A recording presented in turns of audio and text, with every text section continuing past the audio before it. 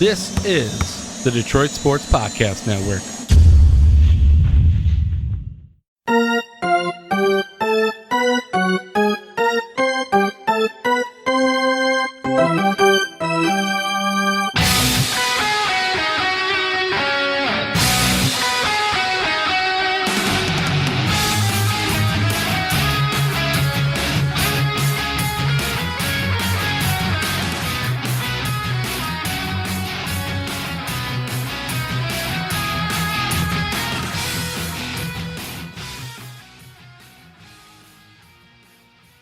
Welcome in, everybody, to this week's edition of Tigers Talk with Chirco and Company. I'm the Doc, John Macaroon, joining me, baseball aficionado, here to break down all the happenings with the Detroit Tigers and surrounding Major League Baseball. Our guy, baseball resident, really smart guy, Vito Chirco. Vito, my man, first, let's start with the news of the week.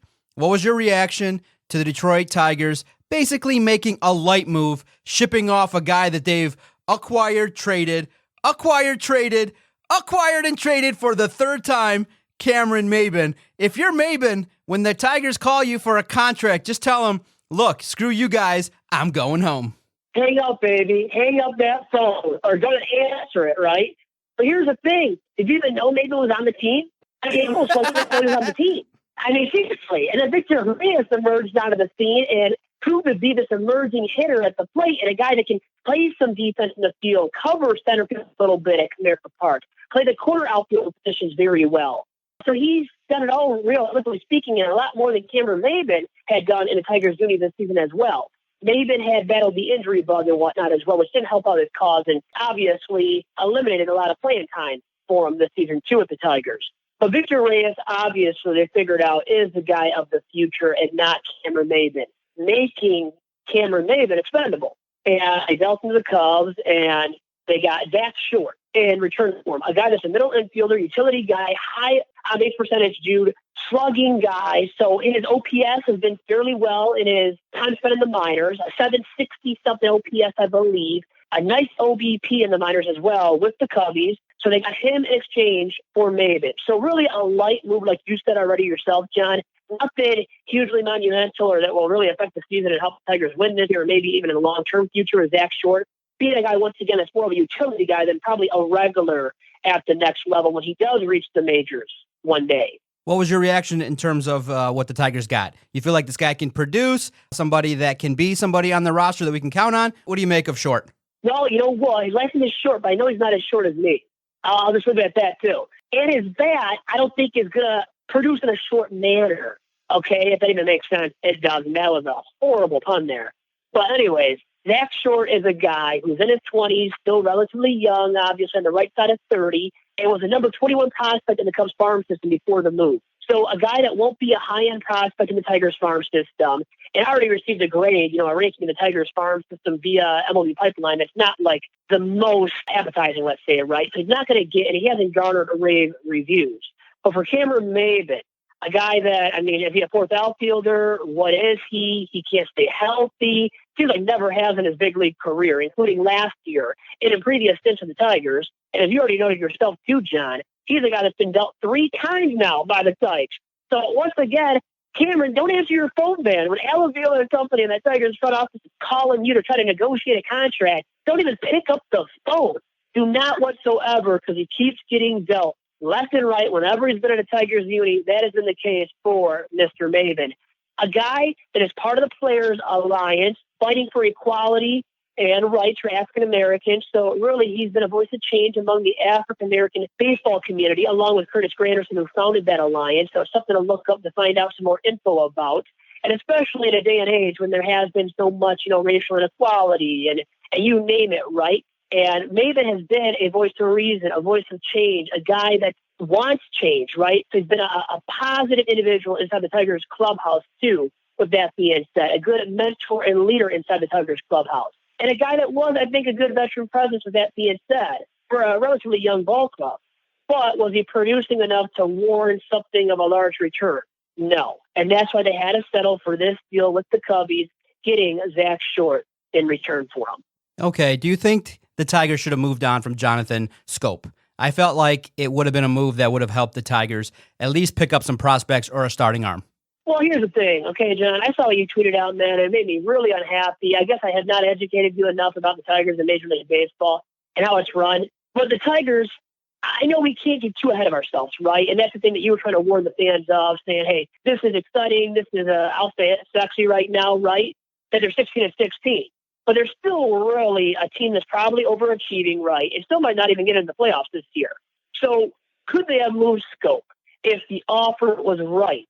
I think so, John, and I think they would have actually executed a move involving Scope if that was the case, where the haul was nice enough for them. But I don't think they were getting that in return right now for Scope. In this day and age, with an abbreviated mark, obviously, I don't think the offers were good enough for Scope, John. I really do not think they were, and it hurt his trade value, right? There was no significant trade value, and because of that, Tigers said, let's keep this dude. We should have signed him to a 2-year deal in the offseason. We did not, but he sent him the heck out of the baseball. He's been great in that 2-hole all year long in the Tigers lineup. So why don't we just re-sign this guy? Because outside of him, who has hit consistently from start to finish this year? Guys have had some glimpses or flashes of excellence, right? Jacoby Jones, Victor Reyes, even Miguel Cabrera now in recent memories, and looking really good at the plate, right? Even hitting for power. Hit a home run the other day. But overall-wise, who's been the most productive hitter? It's been Scope from start to finish. And his presence in the lineup is so meaningful without C.J. Cron. And because of the fact that the Tigers hugely lack positional player depth at all levels of their club, thus in the farm system and also at the major league level, a guy like Willie Castro, by the way, who's been a shortstop, middle infielder, you name it, is now being played in the outfield, getting some reps out there, and I think specifically in left because of Cameron Maybin being dealt. So there's an infielder being moved to the outfield. And then you've had some guys that have just flamed out or weren't good enough and that the Tigers have parted ways with, including Jordy Mercer and Lugo. Lugo I wanted gone a long time ago. But anyways, what I have surmised regarding the Scope situation and the possibility they would have moved them, for me, it was all right. It was fine keeping them because, once again, I don't think what they would have gotten in return would have been satisfactory enough. And also because the Tigers want to start winning. There's been a little bit of excitement, at least for me as a Tigers fan, and I think some other ones, maybe not yourself there, John, but for me at the Podcast Network, I've been a little bit elated, probably the most elated guy at the Podcast Network regarding these Tigers and their recent success. Winners of 5 in a row to get back to 500 on the season. So do they have a legit shot at making the playoffs now? That's really the next great topic I think we should discuss here. And it's something that I don't see that's entirely possible, John, but it's possible. There's 8 teams out from each league that make it into the playoffs. Why couldn't they sneak in, John, as a wild card playoff team in 2020? Well, I look at it like this. I'm not believing 16-16 is going to mean anything. I would have moved on in my mind.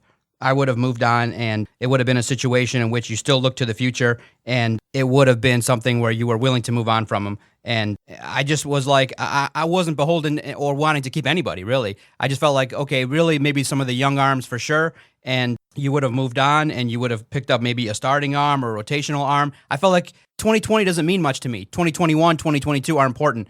So I would have been willing to move on from him. And I felt like, I know that you say that he was valuable and he can be somebody that stays here, but I think it would have been worthwhile for him to move on. And I think that's the reason why you signed him. I just don't like the plan. I don't like the idea at all.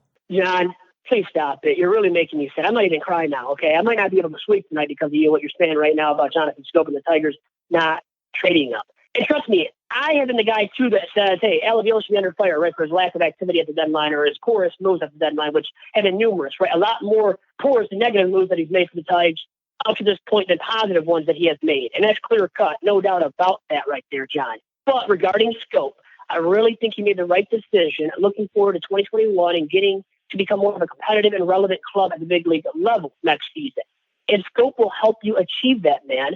And they don't have the positional player depth in the farm. And then, so they trade them. They don't have the positional player depth on the farm once again. And then you resort to whom? Another free agent you got to bring in, you got to pony up for, and maybe for even more money than what they did pay Scope last offseason. So try to re-sign him. That's the key to all this now, John, by the way. I didn't bring that up yet, I think. You have to re-sign him now. If you want Avila to look like he made a solid move by keeping them, you've got to re-sign him.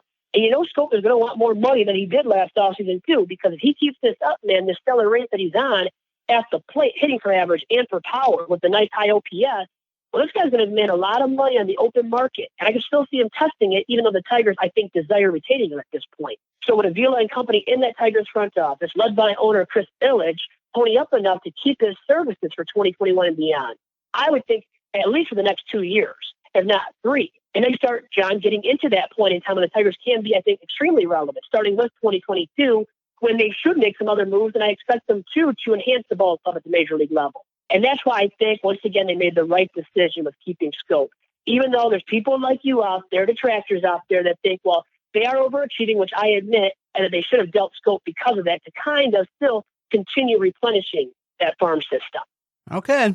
Are you happy with the plan? Are you happy with what you're seeing now that you've seen some of the young arms, Skubal, Casey Mize? Are you happy with the initial returns? And I'm saying that, look, at least with the Detroit Tigers, they've played better, and they're not playing an abysmal brand of baseball. They've won some ball games, but I'm still taking the long view approach where... Well, yeah, you got that going on right now for you, John. I mean, John, I look at it right now is that I'm not hugely elated by the direction of Avila, but he looks better of late. I mean, you got to give him that much because you look at what Scope has done. We can go on and on about him. We've already talked about him ad nauseum here, so I digress.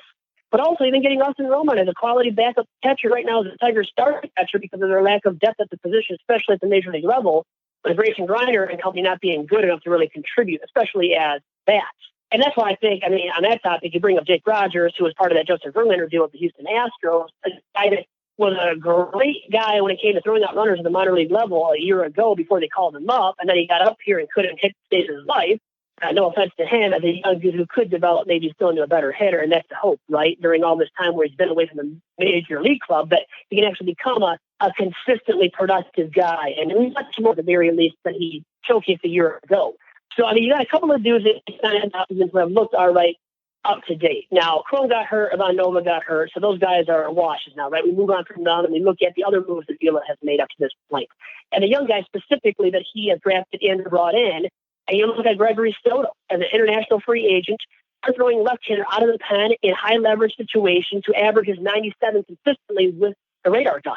He's a guy that's been superb, man. You can bring up all these different dudes, right, as part of their bullpen right now that have been really, really sharp out of the pen as well.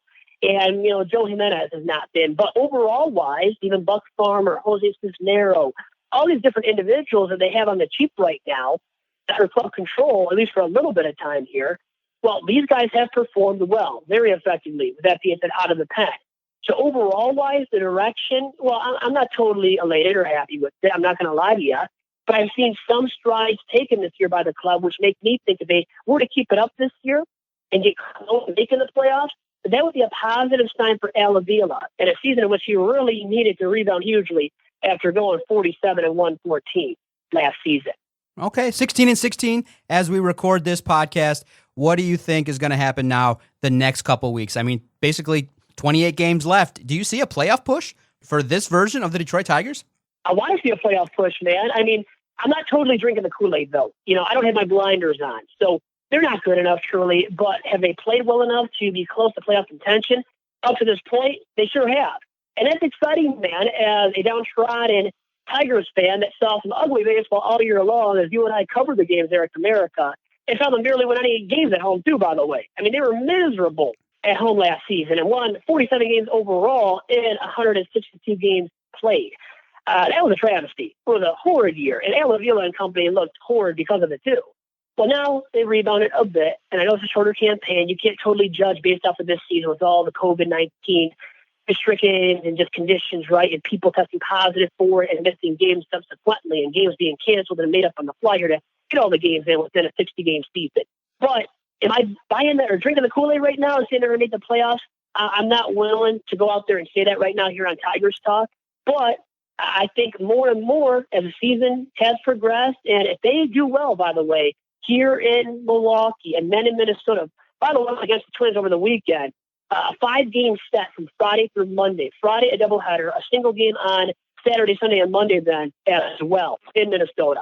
They got a lot of games against some good ball clubs. The Brewers below 500 at 16-18. Obviously, the Tigers at 500, and the Twins are still a really good club, who I know they just swept over the weekend and looked terrific against. Well, the Twins will be tough to beat even probably 2 out of 5, 3 out of 5 times this upcoming series because of what they just did against them at Comerica Park. So you just hope for the best. with what they do against Milwaukee, and with Michael Fulmer on the mound Tuesday night, a guy who has a horrible ERA right now, who's battling back from Tommy John. We got to give him some time to regain his form, and he showed some signs, I think, here and there, and glimpses of what he used to have back when he was really the ace of the Tigers rotation and the 2016 AL Rookie of the Year. And then Wednesday night, Tony Rubber is the Tigers' best starting arm right now, a guy that maybe they could have traded as well if they were really looking to move a guy, and that would be Spencer Turnbull. So 2 games against the Brewers there, and at least one of those 2 is winnable, I think. So I'll go out there. I'm not really saying much or going on a limb really by saying that, but I think they end up splitting this year to 2-game set with Milwaukee. And hey, there we go. They're back at 500, right? And then we'll just see. And I'm really intrigued to see how they end up doing in this 5-game set over the weekend, once again from Friday through Monday with the Twinkies. Look, we got to talk about it. Casey Mize was rocked. His control wasn't there his last performance. I know that we said we're going to be patient. We're going to take our time with Detroit's young starting pitcher, but that performance looked a little bit different than what we're accustomed to seeing.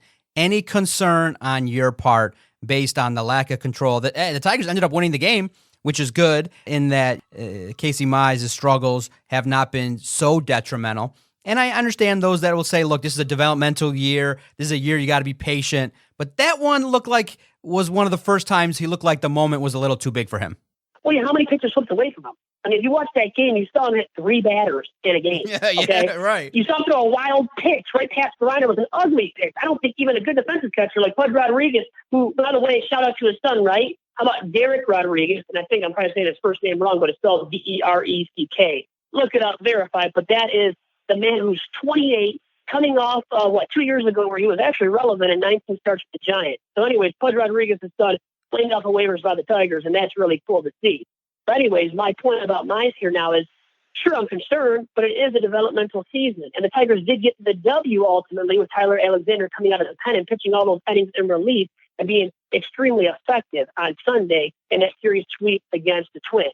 But am I worried about Mize? Yes. Am I overly worried? No. So I hope I'm answering your question. Probably not. Probably being very political about it and kind of riding the fence. But here's my point, too, with all this being said, in response to what you brought up to me there, John. We can't overreact to him struggling right now. It's not worth it. He's a rookie. He's pitched, 3 times now in the big leagues. And you know what? Jay-Z was not good in his first 2 outings. Now, he picked it up in his second season in the Biz, obviously back in 2006, wins the AL Rookie of the Year. Really, really sharp all year long. Tigers make the World Series, and on the heels of him and the youth in that rotation, along with the Gambler. Can't forget about him, Kenny Rogers, at the top of the rotation. But anyways, Mize has a bright future still. Let's not overreact. And the things I want to see him continue working on, John, are his fastball command and just trusting that pitch and throwing it more often and having more command with that pitch, plus his pitches overall. Because without command, you're never going to last as a starting pitcher in the bigs. He might be effective out of the pen, but we don't want to get to that with the guy that was the number 1 overall selection in 2018 at this point, obviously. He still has to be a big-time per-point starting arm. And if he doesn't, once again, he may command at some point in a big league career, well, then it would be the worst-case scenario. But for right now, you know what? Let's not overreact. Let's look at the positives where his split finger, man, that pitch is dynamite. He can strike out batters on that. He can locate it if he wants. Even when he makes a mistake, you really keep it low to where, and maybe in the dirt, where the guy's not going to hit it, right? He's not going to hit it anywhere. He's going to swing and miss or take it as a ball, which once again goes back to the concern of his command. But overall-wise, throws 94, 95 with the fastball, the nice split finger, good enough arsenal, and I think he still has a bright future ahead of him in a Tigers uniform. What about Skubal? What do you think about his latest start? So Tarik Skubal, you know what? He got that win, his first big league victory over the weekend, so that was cool to see out of him. And, a guy that also had struggled with the command a little bit, but has that strikeout material, that strikeout stuff per se, and maybe even more than Mize. And could you imagine, all of our eyes are on the Mize, right? On the Mize being the prize, in so many words, no pun intended. But Skubal could go out there and end up being a better pitcher in the big leagues than Mize long term. And that would be a great thing for the Tigers, because Mize could still be relevant, though, and Skubal just becomes maybe the frontline arm that we thought Mize would become, that we thought Matt Manning would become. And Skubal, by the way, a 9th rounder in the same draft in 2018 as Casey Mize. So Mize and Skubal, have they had their shortcomings and their struggles specifically through their first few outings in the bigs?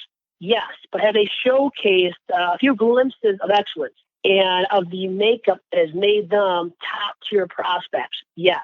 And that's why, once again, let's not be too concerned with these guys overall-wise. Unless, regarding Skubal, congratulate him on notching his first big league victory over the weekend. Yeah, man, I think it's really great that young arms are coming up. I think this is what we wanted to see this season. So it's impressive. Yeah, there's going to be bumps in the road. And I guess that's where we look at the Detroit Tigers as we sit, is that it's a team in rebuild.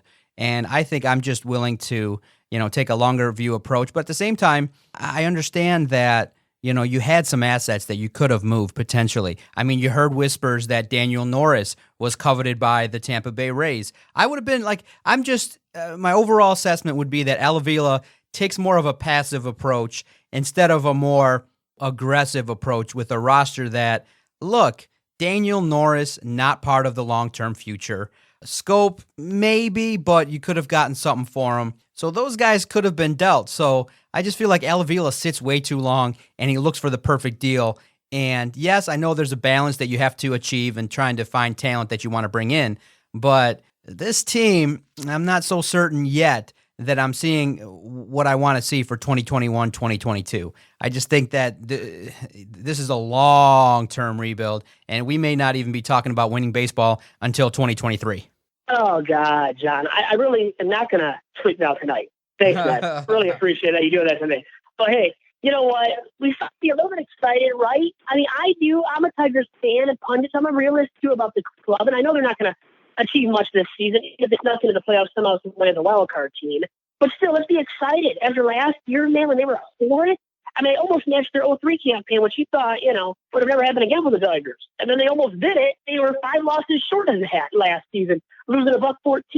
So just being 500 right now, past the halfway mark in this season, even though it's abbreviated in a season unlike any other in the past, I think we still take a positive from it, John, and be a little bit excited that the Tigers are playing this well at this point in the campaign.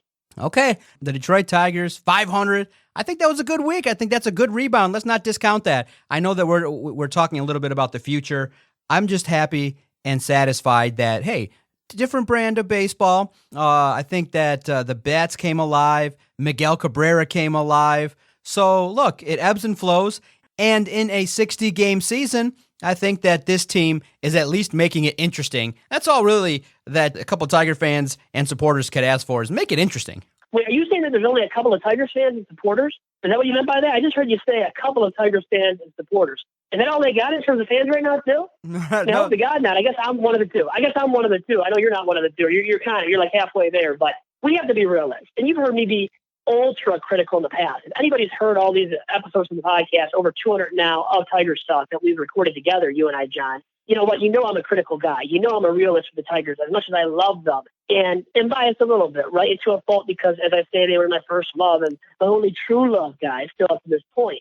So, I have that in me, but still, I don't got my blinders on. I know what the truth is regarding this club. I know they're not going to do much of anything this year. Once again, even if they found a way to sneak into the playoffs as a wild card club. But still, I have the right to be excited. I have the right to be excited about Jonathan Scope, about Victor Reyes developing, Jamer Candelario, who we did not even mention almost this week on the podcast, who has really developed and sprouted up at the plate specifically, and even can feel better at third than first, but still adequate enough, I think, at first to warrant him starting the rest of the way this season at the very least. So you got some reasons for excitement. Sure, not a ton, and they're not very deep at any given position or, when it comes to pitching, they're not really deep, right? Their bullpen being their strength, but their hitters are not very deep. But do they have a few positives and more than they did a year ago? Yes. And that's why, once again, I think it's all right to be excited while also being critical of this club in the direction that Avila has them headed in going into 2021 and beyond. All right, give us a scouting report. Who are they playing this week, Vito? So you got the Brew Crew, baby. You got Milwaukee and then Minnesota. So the Brewers are 16-18. The Twins, just got swept by the Tigers. Love seeing that. It was great for the Tigers this past weekend at Copa. Now they go to Target Field in Minneapolis, and that will be something to see because they got a 5-game set, John. A doubleheader on Friday, in which the Tigers are actually the home team at Target Field in the second game of the doubleheader on Friday, which is just something to see. And then they play Saturday, Sunday, and on Labor Day against Twinkies as well, which if they manage, think about this, John. If they win 1 out of 2 against the Brew Crew, which I think is feasible because Turnbull's on the mound on Wednesday night. You got Fulmer, by the way, Tuesday night, the night in which we're recording this. And then over the weekend, let's say what if they took 3 out of 5? If they split against the Brew Crew and took found a way to take 3 out of 5 against Twinkies on the road against a really good ball club in the Twins, that's a really good stretch of time right there by the Tigers. And they're right legitimately in the hunt for a playoff spot then subsequently. And that's why, once again, I'm still fairly optimistic while also being a realist about this club and their chances of making the playoffs this year. Who's been the Tigers' most valuable player up until this point, around the halfway point of the season? Well, Scope or Candelario, I would say the Candyman, no. And just because I also talked to my brother about this question on the way off the air, and he brought him up, and because of his defense too, man, his OBP ability, his ability to be effective in the field, especially at third base. Once again, now he's shifted over to first because of the absence of CJ Cron. But still effective with the glove, effective at the plate, and hitting for power. And if it's not him, once again, it is Jonathan Scope. But I will take the Candyman at number 1, most overall. And saying that, the most valuable players you had asked me, I think it is the Candyman at number 1 and Scope being close to Candy at number 2. Make sure you follow Vito on Twitter at Vito Jerome. Follow the network at Detroit Podcast. Look for weekly broadcasts of the Tigers Talk podcast. Vito, I always enjoy the conversation. I know it's a little bit abbreviated, but that's the time we have. Studio lights got to go out. We got to handle our business, covering other things as well, but definitely enjoy the half hour getting your sense of what happened with the Detroit Tigers this week. Follow Vito on Twitter for all your baseball news at Vito Jerome and the network at Detroit Podcast. Make sure you hit that like and subscribe button so that you don't miss out on any Detroit Tigers content. Thanks, Vito.